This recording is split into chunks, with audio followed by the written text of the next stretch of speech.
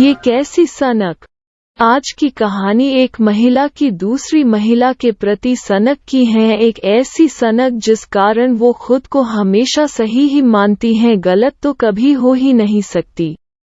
ऐसी सनक जिस कारण चाहे उसकी खुद की बेटी का घर ही क्यों ना टूट रहा हो। कहते हैं माँ से अच्छी कोई शुभचिंतक नहीं, कोई सलाहकार नहीं। एक माँ अपने बच्चों को कभी गलत सीख नहीं देती और हर कदम पर सही राह दिखाती है, पर शायद भावना के साथ ऐसा नहीं था। 25 साल की हो गई हो, अभी तक तेरी शादी नहीं हुई है। कोई हूर की परी नहीं है तू जो तेरे लिए कोई राजकुमार आएगा, और ज्यादा नखरे दिखाएगी तो कुएं में ही जाकर गिरेगी। ऐसा कहकर भावना की माँ उसे रोज ताना देती। रोज के ताने सुन भावना ने अपनी माँ के पसंद के लड़के के साथ शादी करने के लिए हाँ कर दी। जहाँ भावना की शादी हुई वहाँ भी भावना को कोई प्यार नहीं मिला। हर कदम ताने, दिन भर काम करने के बावजूद कामचोर कहा जाता। उसे ससुराल में उसके पीहर से आया कोई सामान, कपड़े, यहाँ तक कि उसकी भी साड़ियों को भी नापसंद किया गया। जब पीहर जाती उसे ससुराल से दी गई कुछ साड़ियों को ही पहने को कहा जाता। एक बार उसकी माँ ने पूछा हमारी दी साड़ी क्यों नहीं पहन के आती, तो भावना ने सब कुछ बताया। फिर क्या, भावना की माँ को तो जैसे सनक ही चढ़ गई और भावना की मुश्किलें। अब जब भावना पीहर में ससुराल की दी साड़ी पहनती तो उसकी माँ कहती, कैसी बेकार साड़ी दी है, ना रंग अच्छा, ना किया हुआ काम, या तेरे पर यह रंग अच्छा नहीं लगता। अपने ससुराल ही पहनाकर ऐसी साड़ी यहाँ पहनकर मत आया कर। बेचारी भावना, पीहर का सामान ससुराल में पसंद नहीं और ससुराल का कुछ पीहर में पसंद नहीं किया जाता। सिर्फ साड़ी तक ही सीमित नहीं थी भावना की माँ की सनक। ससुराल में जो कहा वह किया जाता, उसका उल्टा ही करने को कहती भावना को। भावना के ससुराल के रीति रिवाज उसके पीहर से काफी अलग थे और कुछ त्योहार पीहर में नहीं होते थे। भावना अपनी माँ को बताती थी। कुछ बनाना हो तो उसके बारे में भी पूछती, क्योंकि ससुराल में सासूजी बस हुक्म देती यह बनाना है, पर कैसे बनाना यह नहीं। तो भावना को माँ ही याद आती, क्योंकि उसकी माँ इन सब काम में निपुण थी। पर भावना जब कोई रीत के बारे में बताती तो उसकी माँ हंसी उड़ाती, कहती कैसी कैसी फालतू रीत है, ऐसा थोड़े होता है, दूसरे ऐसा करते हैं, पर तेरी सास को तो कोई ज्ञान नहीं। जहां भावना को ये समझाना चाहिए कि हर घर की रीति रिवाज अलग होते हैं और तुम्हें अब वही निभाने हैं, पर भावना को गलत ही समझाती। भावना कभी विरोध भी करती तो कहती तुझे अभी कुछ समझ नहीं है, तुझे और हम पीहर वालों को नीचा दिखाना चाहती है तेरी सास। एक बार भावना की तबीयत खराब हो गई।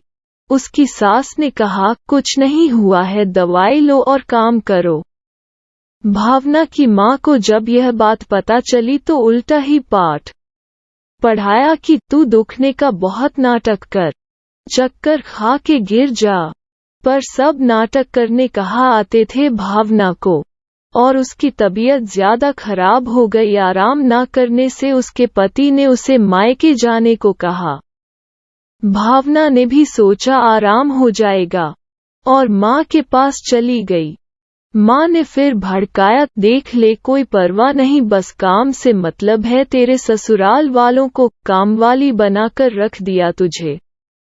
भावना को दूसरे ही दिन जाना पड़ा। उसके ससुराल से फोन जो आ गया था, उसे भी अपनी माँ की बातें सही लगने लगी। एक दिन भावना को पता चला वो माँ बनने वाली है। यह बात उसने घर में और अपनी माँ को बताई। भावना को जब पता चला कि वो माँ बनने वाली है तो उसकी सासूजी ने बस यह कहा कि अब ध्यान रखना, धीरे चलना और घी मत खाना, अभी शुरू के महीने में बस भावना को कुछ ज्यादा नहीं पता था क्या खाना क्या नहीं। कुछ दिनों में उसे उल्टियां होने लगी और खाने में भी कुछ अच्छा नहीं लगता था। जैसे पहले खाती थी, सबको खिलाकर वैसे ही अब भी करती थी। सास भी कुछ हिदायत ना देती थी। एक दिन ज्यादा तबीयत खराब हो गई। डॉक्टर ने बेड रेस्ट का कहा, तो भी सास ने ताना मारते कहा हम तो इतना काम करते थे और ज्यादा काम करने से बच्चा आसानी से होगा, और मायके जाके आराम करने को कहा। जब पीहर गई कुछ दिन रेस्ट के लिए तो माँ को जब पता चला तो कहा अब 3 महीने नहीं भेजूगी और घी खा। रूखी रोटी से क्या होगा। जब ससुराल से फोन आता तो मना कर देती भेजने से और कहती देख कुछ परवाह नहीं तेरी। जैसे तैसे भावना ने बेटे को जन्म दिया। ससुराल की रीत के अनुसार बच्चे को 15 दिन नहलाना नहीं है, तो उसकी माँ ने दूसरे दिन नहला दिया। बोतल पकड़ा देना सास ने कहा तो माँ नहीं पकड़वाने का कहा। कुछ भी और चटाना नहीं बिना पूजा के, तो उसकी माँ ने कभी शहद तो कभी कुछ चटा ही देती। मतलब सब उल्टा ही करना है। ये कैसी सनक थी, अपनी ही बेटी का घर खराब कर रही थी। भावना को कभी पता चलता कभी नहीं। वो कुछ कहती भी तो उसकी माँ कहती तेरा बुरा करूंगी क्या। बेचारी भावना पिसती ही जा रही थी ससुराल यके के बीच। भगवान आखिर भावना की सुन ली। भावना के पति का ट्रांसफर दूसरे शहर हो गया। वो अपने पति और बेटे के साथ नए शहर चली गई। अब वो वहां अपनी पसंद का पहनती, पसंद का खाती और अपनी मर्जी से जिंदगी जीती।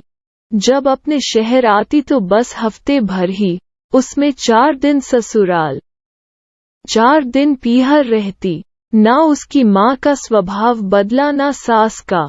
बदली तो बस भावना। अब वो सुनती सबकी पर करती वही जो सही हो। कैसे लगी यह कहानी जरूर बताइएगा।